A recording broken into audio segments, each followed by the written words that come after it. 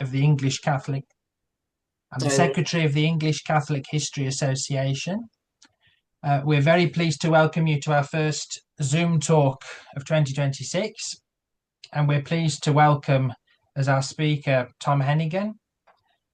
Tom studied modern languages in New York and in West Germany and international relations in Boston.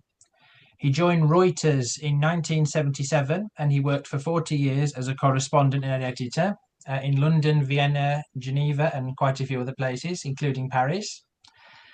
His topics ranged from Eastern European communism, the UN, Afghanistan, and German reunification. He was the global religion editor for several years, covering religions in Europe. He advised colleagues around the world and he edited the blog Faith World. He published his book Unchained Eagle, Germany After the War in 2000, and a book on the topic of his talk tonight, Faith, Hope and Paris, was published in 2024. So without further ado, I shall hand over to our speaker. There will be the opportunity to ask questions after the talk using the chat function, but for now I'll hand over to Tom for you. Thank you. Well, hello, everybody. It's very, very nice, very encouraging to see so many people here on the line tonight. This is good. It's very good. Thank you very much, William, for first of all looking at the St. Joseph's website and then reading my book, which is very nice. The book, well, I should say, you've heard that I was the religion editor for Reuters, 40 years at Reuters, and the last 14 were as religion editor. And when I retired in 2017, the parish priest at the time, Father Aidan Troy, said to me, could I write a pamphlet for 2019, which would have been the 150th anniversary of St. Joseph's Church. And I thought it was going to be, Sunday sermons and, we did this and we did that and all. But he showed me the archives and they were just fabulous. And of course, he probably knew I would be hooked because he showed me the Franco-Prussian War and the Commune. And it was just amazing. And he said, oh, there's plenty more where this come from. And I said, Aidan, then there's a book in that, I went through the archives at the church and I learned awful lot about it because these were kept in a sort of a weekly diary form. One of the priests, usually there were about 3 priests there, and one of them would be assigned to do that. But the more I went on, the more I saw, one, it spoke about all the different things in the parish, but 2, there were holes in it. There were sometimes like 10 years when you wouldn't have anything and nobody could find it. Nobody could find the book and we just didn't know what happened then. But there were also a lot of references in the press, especially before the First World War. There used to be a lot more references to churches and what was going on in churches. And so after a while, I figured priests had the faith. They certainly had hope when they came to Paris, but they thought, well, it's so traditionally Catholic, it's known as the eldest daughter of the church, etc. Be no problem. The reason why Paris is in red in the title is that they had no idea how many problems they were going to face, and it was just one after another, and they're all recounted in the House Chronicles. In fact, there's very little about the actual spiritual work of the parish. It's much more the problems that they were dealing with, or sometimes the joys that they had, etc. So when I saw that, I said, actually, I have to put this in the context of Paris because that was the important thing. It was a church for English speakers in a French-speaking environment. And a lot of the problems that they had came because of that. In the beginning, they came in 1863 and first set up. They rented a chapel and just sort of tested the waters to see. But Paris was a boom town at the time. There was a lot going on. The sort of industrial revolution hit France later than it did Britain, and also because Emperor Napoleon III wanted to change and modernize the city. It was just a construction site for about 20 years, and there were new boulevards being made here and there, cutting through slums, and everything was going on. So there was a lot of work, and there was a lot of money to be made, and so a lot of people came. In the 1859, there was an English priest, Father Rogerson from Newcastle, who came just to take care of English speakers. He was attached to a French church in the middle of Paris. He very soon saw that it was impossible. It was just there were too many people there. There were too many Catholics. Protestants had their churches already because they were already speaking the vernacular in their services, so they could go. But we still had Latin at the time, so the expectation, was, oh well, they can go in Latin and they'll understand. Well, they don't understand the sermon, they can't go to confession, the whole thing. Uh, anyway, Father Rogerson then waited, and one day a Passionist was coming through from London on his way to Rome, and he said, "Look, can you take over this parish? I want to give this to somebody. I can't do it all, and that's not my job." And it took about 2 years, but finally, the second time that who was the provincial was going through Paris, again, London to Rome, uh, he said, "Okay, now we have the okay from Rome and from the Passionist Curia in Rome. We'll set up the parish." So he set it up in. Well, we don't have we have the pictures, but we didn't get the pictures to work that well. So we have a drawing of the first chapel, but then we forget it. uh, Also, then they said we have to build a regular church here. So they did that. In 1869, they opened up on Avenue Hoche, which is very close to the Arc de Triomphe that you see on the cover of the book. Uh, and it was in the Avenue de la Reine Hortense at the time, it was called that. Very, very classy sort of neighborhood. And so they opened up, everything was fine. The next year, 1870, started the Franco-Prussian War, and the Prussians completely outnumbered the French.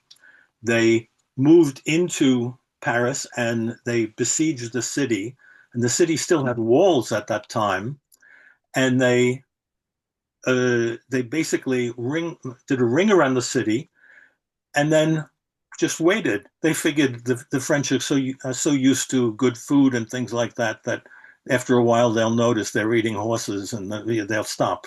No, they didn't give in, and they didn't give in. And the House Chronicles are full of notes saying things like, "Well, we're eating horse meat now.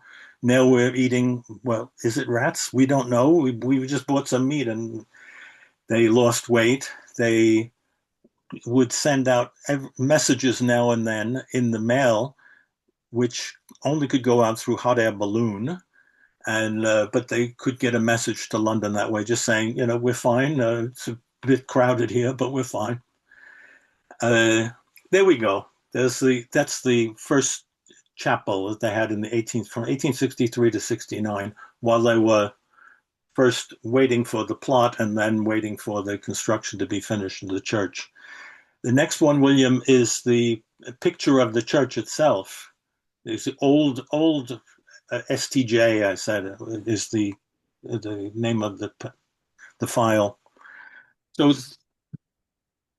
that lasted after the war. The war lasted a few months, and then after that, was an uprising, and the commune came, and they were revolutionaries who uh, started a war, a sort of a civil war against the regular government, which was out in Versailles at the time. Uh, and for especially the last week, it was in the last week, which was in May, it was called the Bloody Week. There was just massacres because the government troops finally invaded the city and then killed a lot of the communards and and took power again. So that would look very bad. Then there's the old church. So you can see the way it looked. There's the church building in the middle. On the right hand side, or to the left of the entrance, but the right hand side when you look at it was the priest's residence there, and the left hand side. But there was only one entrance, and you went in and you went left into the church or right into the priest's residence. Uh, there was nothing then for the rest of the decade of the 1870s. We don't know what happened to the House Chronicles, but they came back then, and by 1878, it was settling into the Belle Époque. It was becoming a chic church for rich Catholics. There were a lot of English-speaking Catholics at the time because, among others, you had a lot of aristocrats who were thrown out of their countries by uh, political developments. So where did they go for their moneyed exile? They went to Paris. And so there are details in the House Chronicles and in newspaper reports at the time and things like that of sumptuous weddings and things. This is the wedding. This is the only picture I could find of a wedding, and it's actually 1913, so it's pretty much towards the end of the Belle Époque. And look at this. You have the footman there for the coach. You have the priest in the surplice there. Everybody here is all dressed up. And this was a German officer, 1913, mind you. Notice his Prussian spiked helmet. He was from Silesia, and his wife was in fact the daughter of the American ambassador. And since this was reported as a society wedding, there was a big deal in it because she was Protestant, he was Catholic. She wanted to have one ceremony in the Protestant church, the Episcopal church, and he would have the ceremony in the Catholic church. Catholic Church said no, it has to be only in the Catholic Church, and so the father didn't go. The father, who was ambassador, said, "Well, I can't go then," because he couldn't go to the American cathedral and have the church. Anyway, this was one uh, one element that it was reported to Le Figaro at the time, was it described itself as monarchist. It was reported, if you don't know, this is the chic little chapel for English-speaking Catholics in Avenue Hoche. By that time, it was called Hoche. And, you know, you could go there, and it's very nice. There always were poorer people there because there were a lot of English and Irish governesses or Irish stable boys or just workers, construction workers, because there was a lot of construction on these new streets that were built by Osman, and but they don't really appear. Especially in the newspapers, it was always the Duke and Duchess of this place and the Marquis of that place and the former King and Queen of, and you read it and it reads like it was the society pages. At the same time, they began to see that living in France was not so easy for Catholics, for a Catholic parish after all, because from 1880 on, you had basically a secularist government, which was very popular. It was sort of there's more left wing, but even right wing people would say, well, there's a division between church and state here, and we don't like this. We don't like to talk about religion that much. The first the first question came in about 1880 from the government. They said, "Oh, where are your papers here? How did you get here? What is this?" And what they were actually asking for was the deed to the church. So a priest ran down to the town hall to get the deed because they didn't have it there for some reason, and probably just disorganization. But anyway, uh, and he was told, well, all the deeds went up in smoke in 1871 because the Communards set fire to the building. So the British ambassador jumped in and said, okay, I will vouch for this parish. And by the way, you have a French parish in London, and so it's just reciprocal. It was accepted then. In 1900, the more secularist uh, government was elected, and they took a look and they said, let's try it with taxes. And they presented an enormous tax bill to the superior at the time. And he said, I just can't pay this. But he was, before it became popular, or maybe it was popular at the time, he was very publicity conscious. So he said, well, let's just tell the newspapers what's happening. So all the English language newspapers had a declaration from him saying, I've unfairly been given this big tax bill, and we're going to have to shut down. We can't pay it. It's much too big. There was one rich benefactress, Mrs. Mackey, who just signed a check and covered the whole thing in one day. She just covered it. Mrs. Mackey happened to be married to John Mackey, who was an Irish immigrant who went to America, went out to Nevada, and was one of the four men in a syndicate who discovered the Comstock lode, which was the biggest seam of silver in the world at the time. He instantly became a billionaire. And they owned one of the houses uh, along the Place Étoile. I can hear some voices there.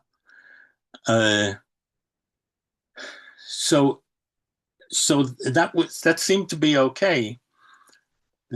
An even more radically secularist government was elected in 1902, and at the head was a former seminarian who turned Freemason and was totally against anything to do with religion, but he knew about it. And he then said, all orders, congregations, and all, they all have to go. We're not going to allow them, because he thought that they ran schools like the Jesuits, and that was influential, and they were monarchists, and we have to get rid of them. They're our political enemies. So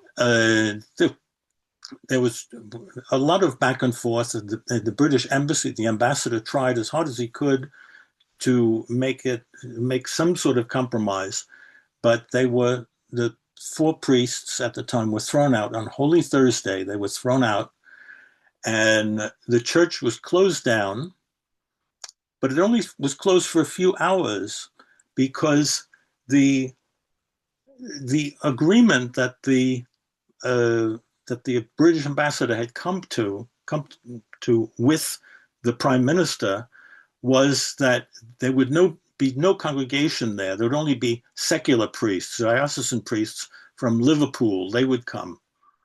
So they came. The next day they were there, and they reopened the church, and they continued. Three of them. I don't know, and this was one of the really interesting things in the research, who was fooling whom, because they were Passionists who had become secularized very quickly, and they told everybody, we're going to Paris, don't use our religious first names, use the baptismal names. We have to disguise ourselves as secular priests. So they did that. They took away any reference to the Passionist order and things like that. This I really think that Combe, the prime minister, must have understood that. He must have known the difference and known what was happening. But somehow, even though he gave fiery speeches in Parliament, he was a real bouffeur de curé, they called them, the priest eaters. He loved to give totally anti-religious speeches. He accepted this. He said, I will make sure that they say, that they put it in writing, that they are not and never have been members of any religious congregation, that they are only secular priests. When the document was given to the priest to sign, it didn't say that. And I don't know why. I looked and I looked and I looked. Did Combe decide, I'll leave that out and nobody will know? Politicians are known to do very strange things. And so, okay, you can do that. He should have known. But it wasn't there. So they never really signed anything saying that they were not Passionists. But that meant that they had to hide the fact that they were Passionists. It lasted until the late 40s, believe it or not, much further than you would think. But there you go. Okay, then after that, we had the First World War. Of course, Paris changed. We were not very far away from the front lines in the First World War. We were only a few hours away. It was close enough that wounded soldiers would be brought down to hospitals here in the Paris area. They had to make what they called an ambulance at the time, a little clinic at the church. They had done the same thing in 1870-71. And there were 3 priests at the time. All 3 of them, they took jobs as chaplains in the different forces that were there. They thought, okay, that was the best thing to do. And so they went through the war years. We have only one account of the years from 1903 to 1924, and it's in one document only. There are no regular house chronicles. And it's probably written by the superior in 1924, Father Vincent Logan. But apparently, in one incident during that time in 1917, an Irish priest named Father Christopher Heron was asked to say Mass on St. Patrick's Day. And St. Patrick's Day in 1917 was the first St. Patrick's Day celebration since the Easter Rising in Dublin. And because it was very confusing, the Easter Rising, and Irishmen were on both sides, and the population was not quite sure. But then when the British executed the leaders of Oldham, then the tide turned, and then people turned much more nationalist, not during the Rising, but afterwards. So this was 11 months after the Rising. And old Father Heron, who had been there since 1908 and never really stood out in any of the chronicles or anything like that, he gave a very nationalist sermon.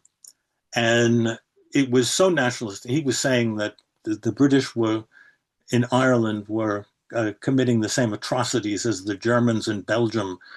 That at the time, it was like, the Huns are eating little babies. It was terrible what was being written about the Germans in Belgium. They may have done certain things, but nothing like what they were painted up to be. And so there was an uproar in the church. Some people left, and there were arguments and all afterwards. And of course, word of this demonstration, it was called, was given to the embassy, the British embassy. And the next day, somebody from the British embassy came around and said, "We're going to have to talk about this. You can't have this." And and they said, "We're going to go see the cardinal, Cardinal Ahmet, the cardinal of Paris, because he was the cardinal of the diocese, the archdiocese." And so he said, "Well, this looks very bad, and we are allies in this war, and we really don't want this to get out and all. Why don't we just send the man home?" And then the British embassy said to the cardinal, and this is all in the records, the archives of the archdiocese. They said, if he's not sent home, we'll close that chapel, close that church. And in 1903, they would uh, worked very hard to keep it open. And in 1917, it was that important to them that they said, "We're going to close it if you don't send this man back to Ireland." So he was sent back to Ireland. He then left the Passionists sometime afterwards and went off to England, became a secular priest and went to England and died there. That was never brought out. I could not find a single word in any newspaper about it at the time, because I looked through all the newspaper archives. So anyway, once the war was over, there was a sort of effort to get back to what things were like in the 1920s. But for example, a lot of the foreigners had left during the war and they came back then afterwards, but not the same, and etc. They had a short time where they were saying mass in a chapel during the winters down along the Riviera. So they were sort of taking their Riviera holidays. And there was a few things like that where it looked like they were reassembling, but they never really got off the ground in the 1920s. And then the 1930s, after the Wall Street crash, they started to have more and more economic difficulties. So you see in the 1930s, more and more complaints about money is tight, more and more appeals to the congregation. We have to keep we have to buy the coal to heat the church. Please contribute, and things like that. And they were starting to be a bit threadbare in the 1930s. And then comes in 1939, the beginning of the Second World War. Of course, most of the foreigners left then. There was terrible streams of refugees going towards the west and going towards Bordeaux, especially. It didn't seem to be too bad, so there was the phony war. So people came back, but it still wasn't right. And of course, in May of 1940, the Germans invaded Holland and Belgium, and in May, and then in June they came to Paris.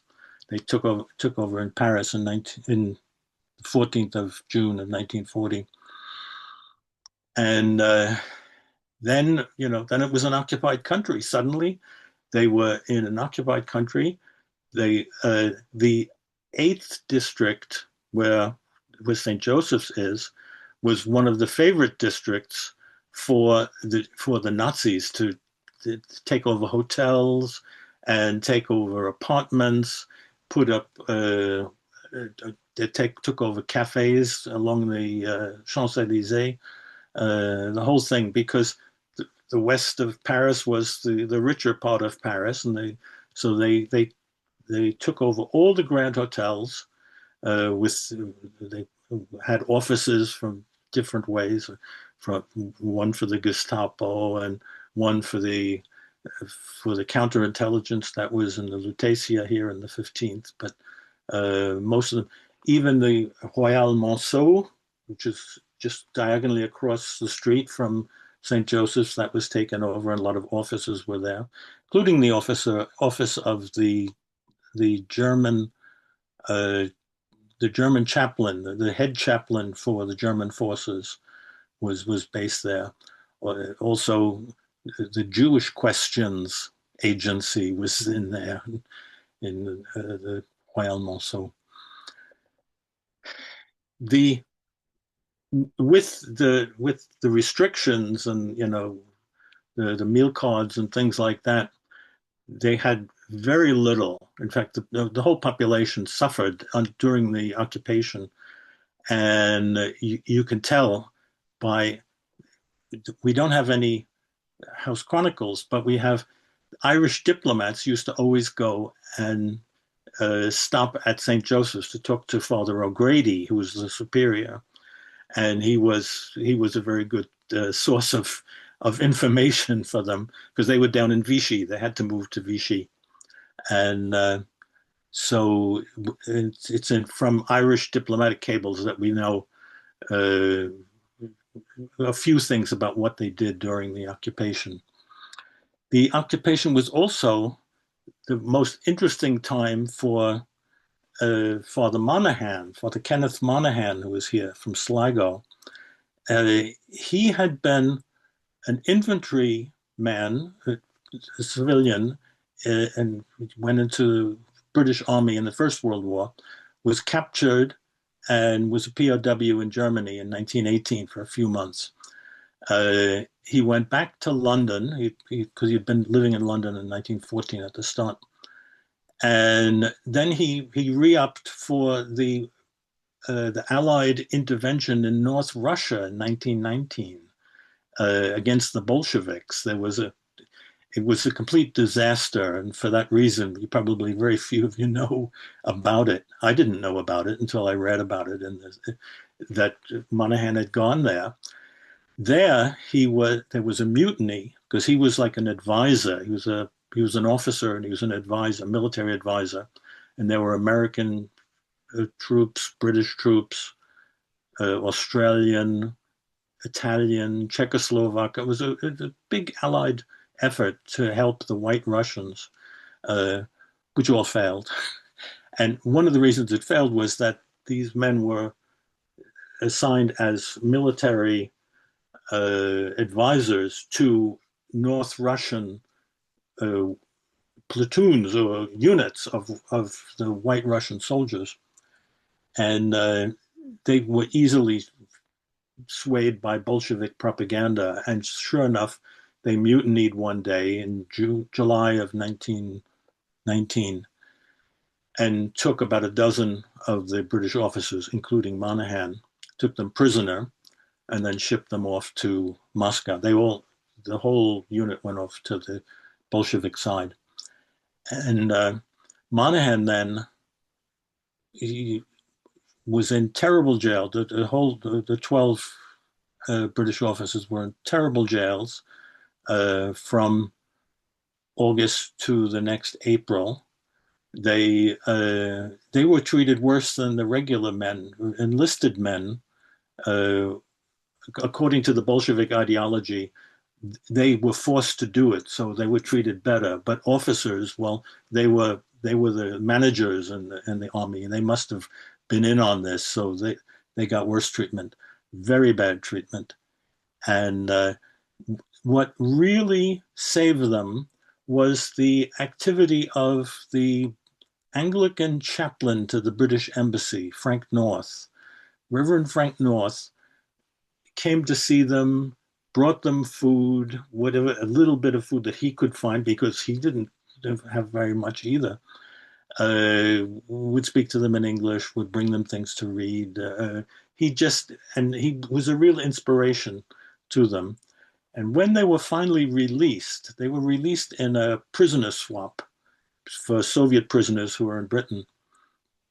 Frank North and his wife and son took the train up to Finland with them because Frank North had to leave as well. And even the Bolsheviks tried as much as they could to keep Frank North in Russia and arrest him. But in the end, the 12 officers all said, no, we're not going to go unless Reverend North can come with us. And so then they crossed over into Finland, and they were all safe, and they went home. Everybody wrote about Reverend Frank North and what a sterling job he'd done and all. A year later, Michael Monaghan, as he was known by his baptismal name, went into a Passionist novitiate and started to study for the priesthood. He never explained it. And the only thing I know is that in a letter he wrote to his aunt, the aunt was one of his great confidants. He wrote after coming back from North Russia. He wrote and said, "We wouldn't be alive if it weren't for Frank North. He did such a good job." And I just assume that that was why he said, I want to be like this man. I want to do this. And he obviously, he'd had a Catholic upbringing, that was clear. But I think that the model of Frank North really made him think, that's what I want to do. I want to be a chaplain and I want to work with soldiers, because he had been he'd been a POW twice. He knew fear. He knew exactly what the men were going through, and he'd been in the trenches for several months in northern France before he was captured. He knew exactly what they wanted, and he always, always, always wanted to be a chaplain to soldiers. After that, he finally got it after 1944, when. Well, during 1940, I should say this, I almost forget what was the most interesting part. He helped smuggle Allied airmen who were on the run. They evaded the Germans and were on the run. They had to get down to Gibraltar to get back to England. And the resistance built up underground railroads, chains of people who would pass on what they called the package. That was the person who was involved, the airman. And he would pass, so he was one of the helpers in this chain. And we have the BBC did a long piece on one man who was helped in 1941, and we know of several other cases where he helped out. He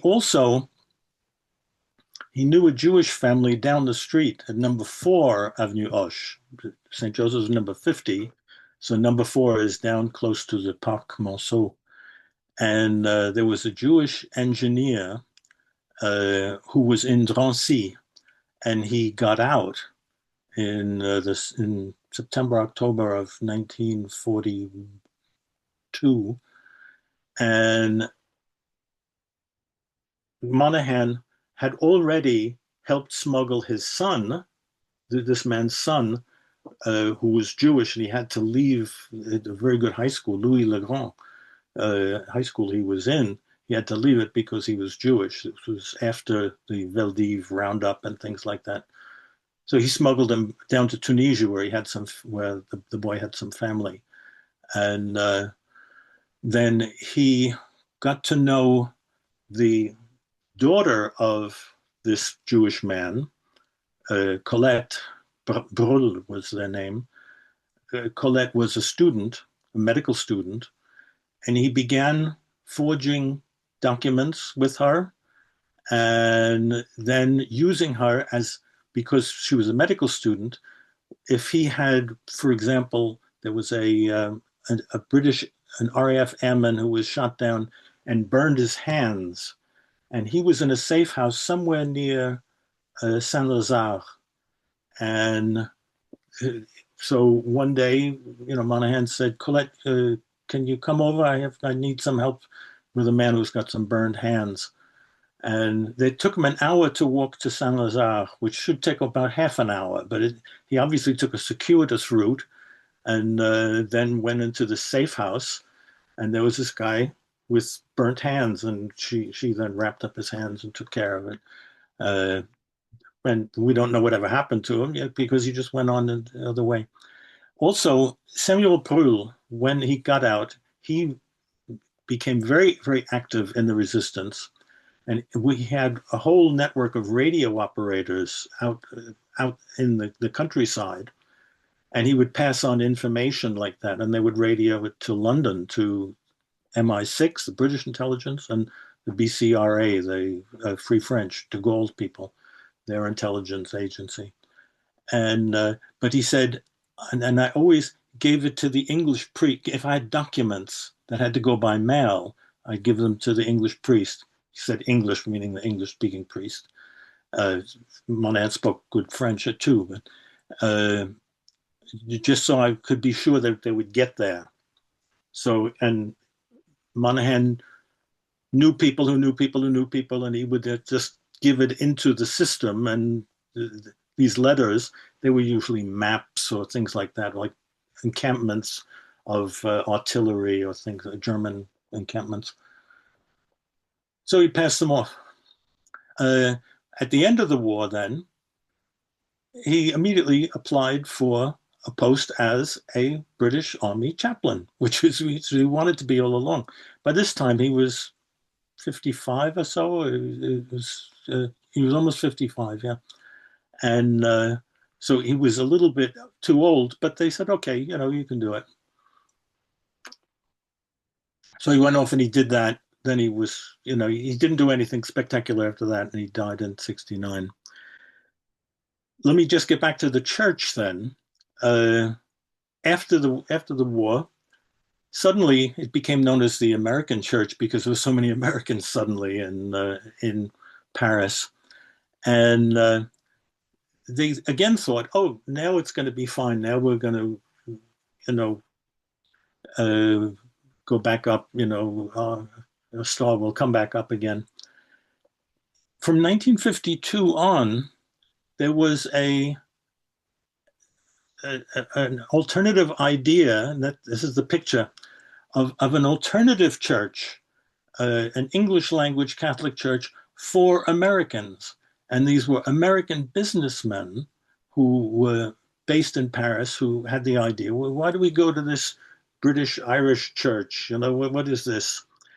And the actual parishioners didn't have, even the American parishioners didn't have much of a problem with the church, but the actual Archdiocese of Paris began to think, and I suppose it was because they put pressure on them. I could never find out the why, but they said, well, there's one parish for English speakers, and there's another parish for Americans.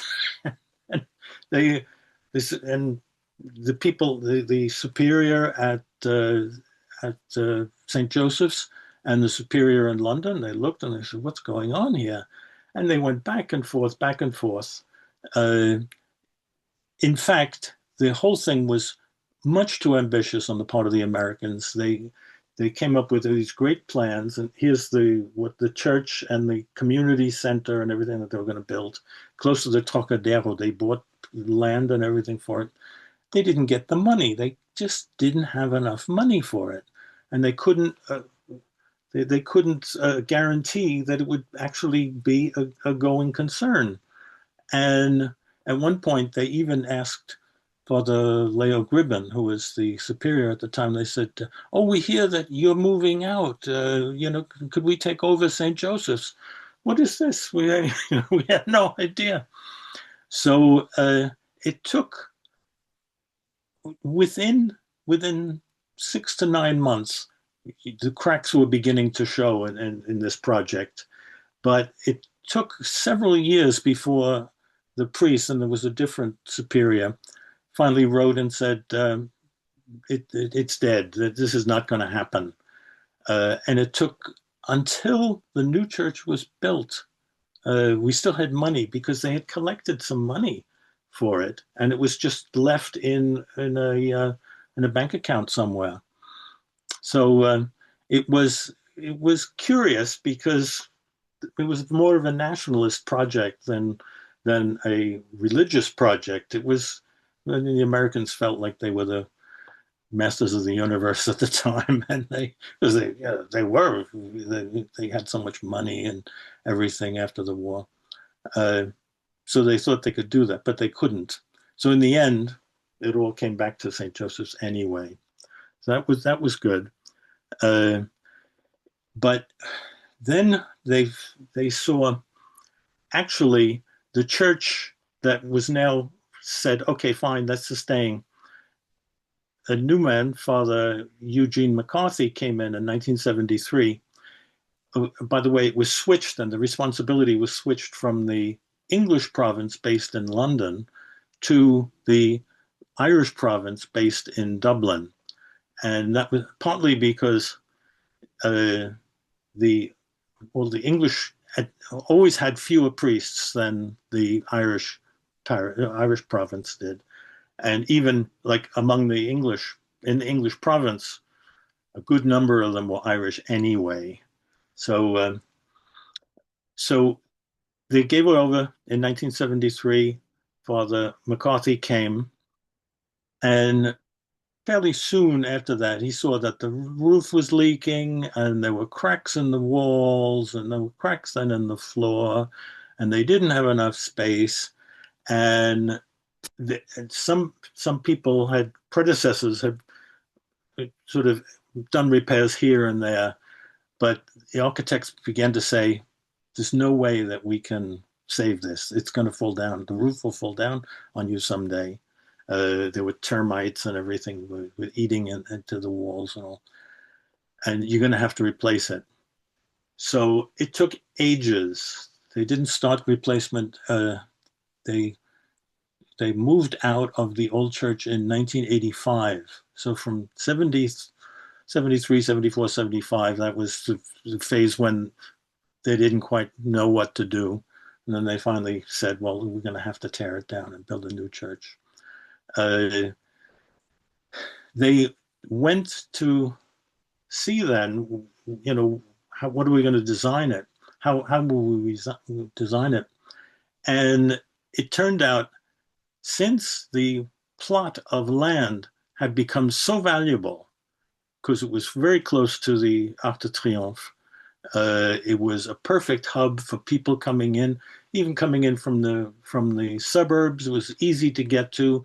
There was metro, there was buses, and since there were mostly offices around in Avenue Hoche and around in that area, there were plenty of parking spots on Sundays, so you could drive in. So since people were coming from all different places into the middle of Paris for this, it was the best place to be.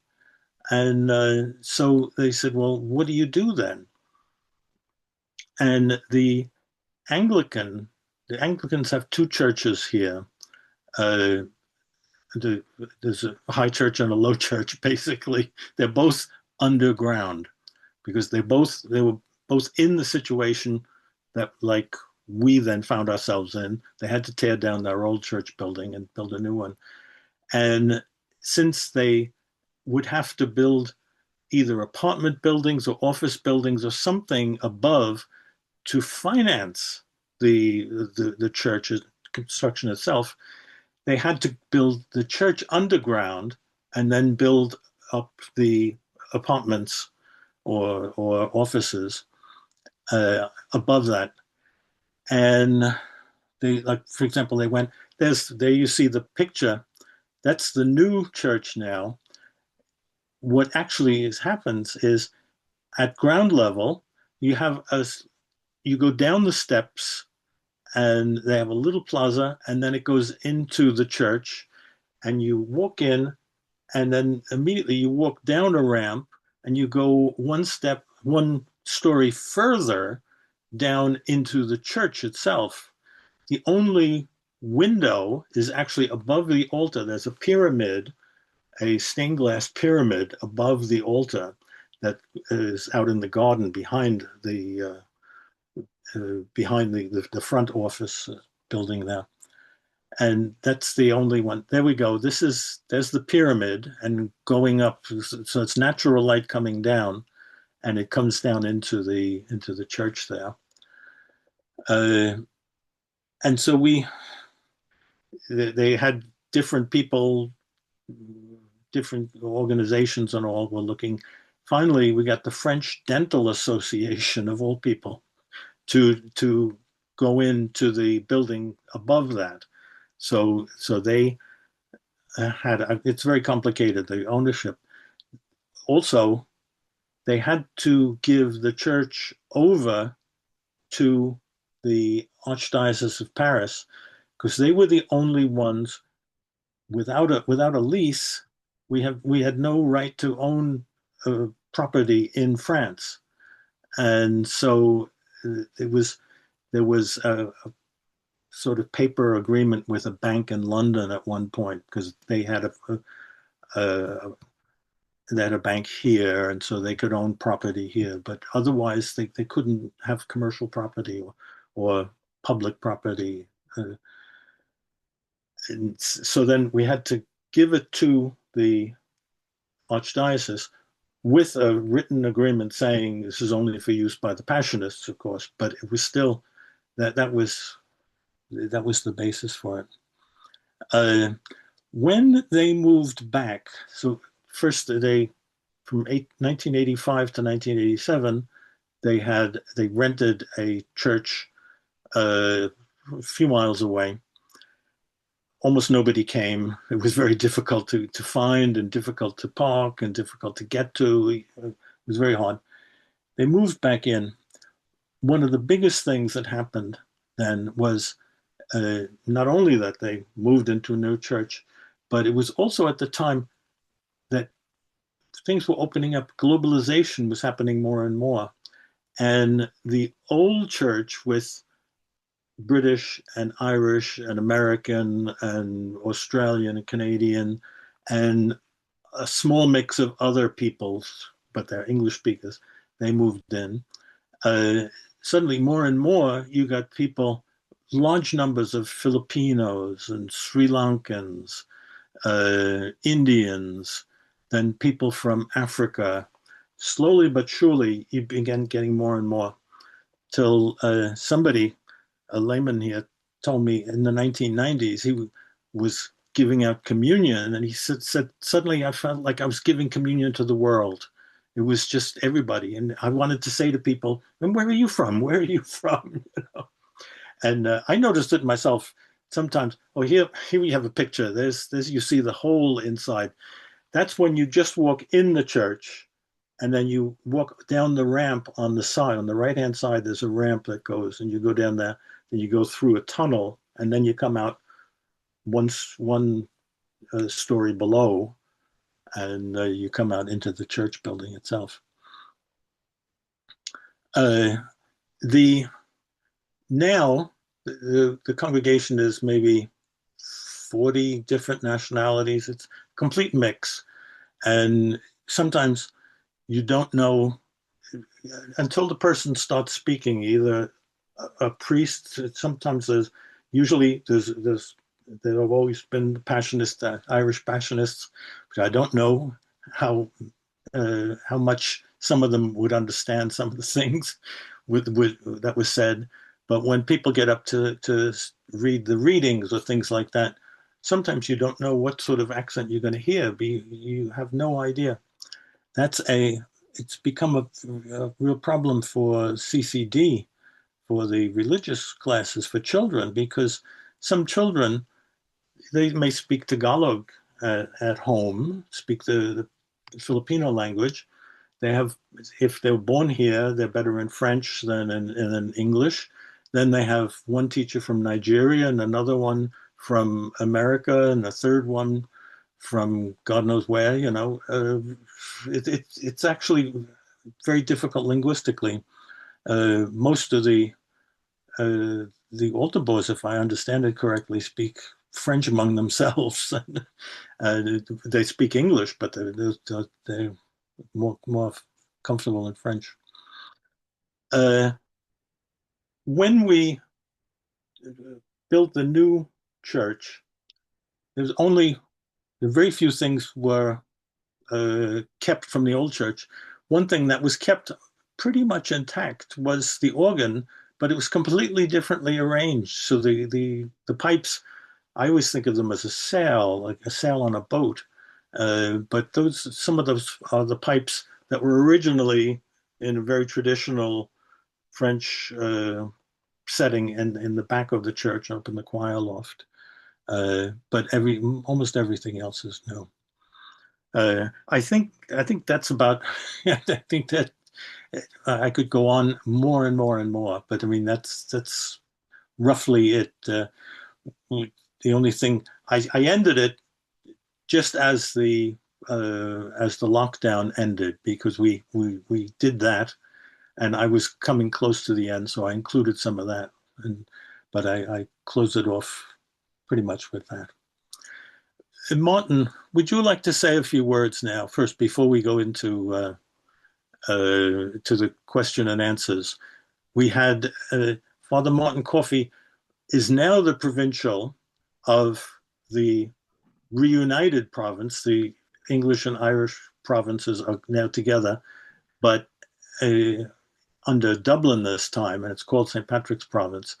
But before that, he was superior here. Martin Coffey was superior here for 3 years, right? Yeah.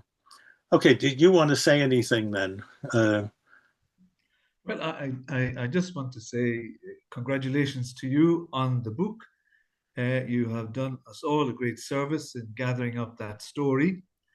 My own knowledge of the parish, its history, comes totally from your book. Even though I was Oh, appointed, man. I was appointed the parish priest. I must say, 3 very happy years there. Loved it. Extraordinary atmosphere that was obviously built up over the century, in the sense that the loyalty of the people to the church, the great spirit of community, and how so many people from so many nations are able to be together in such an atmosphere of acceptance, respect, Christian charity, Christian love. It's a wonderful tribute to all that went before. One of the things in the history that I was interested in was the peculiar passionist angle. How almost from the very beginning there was a sort of suspicion in the congregation that this mission in Paris is not quite kosher. It's not quite really passionist. Because first of all, it's a parish. That's not really what the passionists are about. And then those very interesting interventions at the general chapters in Rome, where the superior general basically scolds the community in Paris for not being passionist enough, for disregarding the rule, almost calling them disobedient, bad passionists. So it was bad enough being attacked by the Prussians and by the Republican anti-clerics, but to be attacked by your own superiors, that was also quite painful, I think. Another interesting figure for me was Brother Seraphim. Yeah, I have a picture of him. We couldn't find it. Well, it's just the reason I say that is that as Tom, in telling the story, he said, of course, most of the attention is given to the work of the priests, and of course the most interesting thing sometimes is the celebrities, the demoted queens and kings and other nobles who came to Paris, including the Maréchal MacMahon, who was former president of the Republic. He was one of the came to St. Joseph. But this man, this brother, an Italian, seemed to have made a huge impression on nobles, cardinals, the poor, the simple. He seemed to have embodied what we would all be very proud of as the passionist spirit of welcome, hospitality, charity, of kindness. Kindness to the girls who were from Britain and Ireland, particularly looking for work. He was a friend of Cardinal Manning, who came to see him. He was a friend of Gounod, the great musician, who played at his jubilee. He distributed food on a Monday to people who were hungry.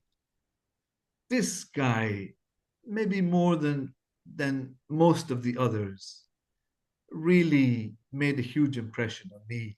And thank you, Tom, for bringing him to my notice. And he's somebody, I think, who should be remembered in the church even today. So that's all I want to say. Thanks. Lots more could be said, as you say, Tom, but maybe give others a chance. Yeah. William. Well, thank you very, very much, Tom. And thank you, everyone, for attending. If you do have any questions, please do use the chat function, which will either be at the bottom or the side of your screen. Oh, yes, we have got a question here already from Laura. So is the current... Oh, yeah, so is the modern church now, the basement church, as she puts it, in the centre of Paris, is it still called St. Joseph's? Yes, of course it is. While people are sort of thinking about what to say, I have a question.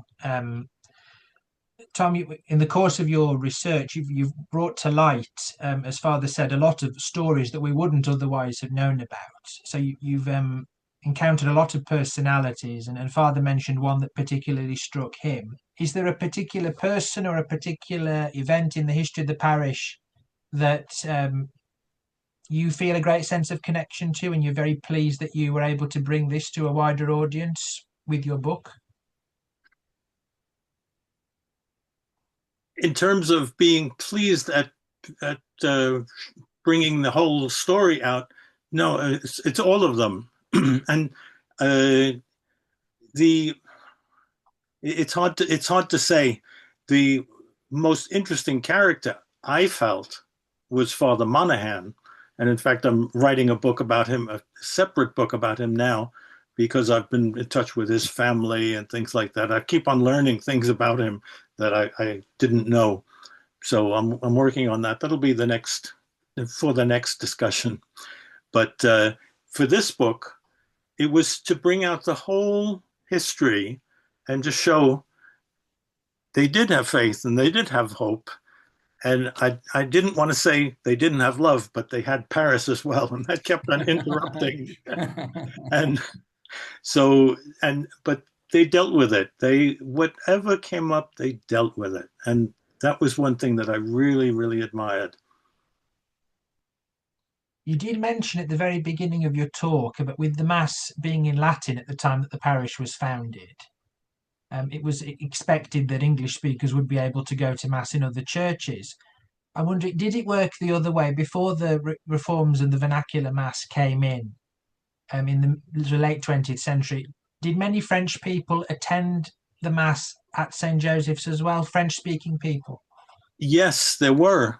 In fact, up until the Second Vatican Council, when the Mass was still in Latin, people in the area, French people in the area, used to consider it their parish church. And some of them either didn't speak any English or didn't understand. Maybe certain priests they didn't understand and others they did, and things like that. But they were going to Mass. They knew what was going on, and they knew well, so you didn't even respond in those days, but they knew what it was like. Uh, so they would be all right. And when the council decided that Mass would be in the vernacular, it was a great problem for St. Joseph's because they said, "What is our vernacular? Is it French or is it English?" And they said, "Well, obviously we're here for the English speakers, and it's the Mission Anglophone officially. It's and that was what made us different from other people. But they first they continued one Latin mass, and then they said, well, we can switch some of uh, the weekday masses into French, but the Sunday masses they should be all in English except for one in Latin." And it got to be quite confusing. And you see several times in the chronicles it comes up, and basically they're saying, well, we don't know this, we don't know that. And it wasn't until they moved in back into the new church, so 1987, that they finally said, we're only doing English from now on. It was they gave up Latin slowly in the late 60s, but then they were asked by the archdiocese to have a mass in Latin on Sunday because Monsignor Lefebvre they were starting up, and they rented a hall in Wagram, Avenue de Wagram, close by, and that was before they took over Saint Nicolas de Chardonnay. They used to be in Avenue de Wagram, and so it was competition. So I think that it was a French Dominican, who used to come and say a Latin mass there, Novus Ordo, but in Latin. And so, there was a bit of competition, and that it just disappeared one day. I can't find any final date for it or anything, but it was a complication. Thank you. We have another question. You may have heard that the minister at the Scots Kirk, the Presbyterian church in Paris during the Second World War, is also known for helping Allied servicemen and POWs to escape. Was there any sort of connection between what he was doing and what Father Monaghan was doing at St. Joseph's that you're aware of? That's a very good question, because the network that he that Donald Caskey used to work with was called the Pat O'Leary line. Pat O'Leary was in fact a Belgian, and he took the Irish name just to confuse the Nazis. He so in the summer of 1941, he took Maurice Brul, 17 years old, and sent him down on the Pat O'Leary line. But I have and I know that Donald Caskey's British Mariners Association house, or whatever it was called, in Marseille, was the Marseille end of that. And then you went down to Marseille, and then you went over to the Pyrenees, and then across the Pyrenees. And so I don't know. I could never find out. You have to understand that people who did this sort of work, they faced execution if they were caught. They never wrote anything down. They had to just have everything in their heads. And a lot of them, for example, Colette Brul, who worked with Father Monaghan, and her father, Samuel Brul, all during the war for the resistance, didn't write down her memoirs until 1997, 98, or something like that, when she was about that age. And it was other people who said to her, Colette, if you don't write this down, it's going to die with you. As so many stories died with the people, the Holocaust survivors, or people who worked in the resistance. They didn't tell the stories because they were traumatized by the war or whatever it was. So Caskey's book only came out in 57, and he doesn't say, he says some things, but he doesn't. I read his book and I underlined everything and I tried to put together pieces and I could not figure out exactly what he was doing. And that's the way they all are. Again, Monaghan wrote very, very little about it. So it's up to me now to find out. Thank you very much. Well, I'll finish, ladies and gentlemen, by plugging two things. One is the book, which is very well written. Further details on it are available on the parish website at St. Joseph's. It is available on Amazon. Other international retailers of books are available. The other thing I'd like to plug is the association, English Catholic History Association. If you've enjoyed the talk this evening and would like to have links to further talks, please do go on our website. Details on how to join are on the website. You can do so online. We have a program of talks, between 12 to 13 talks per year, at least every 4 weeks, on a variety of subjects of Catholic historical interest that are connected to the Catholic Church in England and Wales. So please do have a look at that. Thank you, Tom, ever so much for agreeing to speak to us this evening. It's been absolutely fascinating. Thank you, Father, as well, for your personal input as a former parish priest. That was very, very valuable. I'm ever so glad we had a Passionist representative on the call this evening. Thank you to all of you, ladies and gentlemen. If you are members already of the association, the recording of tonight's talk will be made available to you on our website. So please do keep an eye out for that. I hope you have a very, very nice rest of your evening. And thank you all again very, very much. Thank you and good night. Thank you. Okay, bye-bye. Thank Bye. you very much.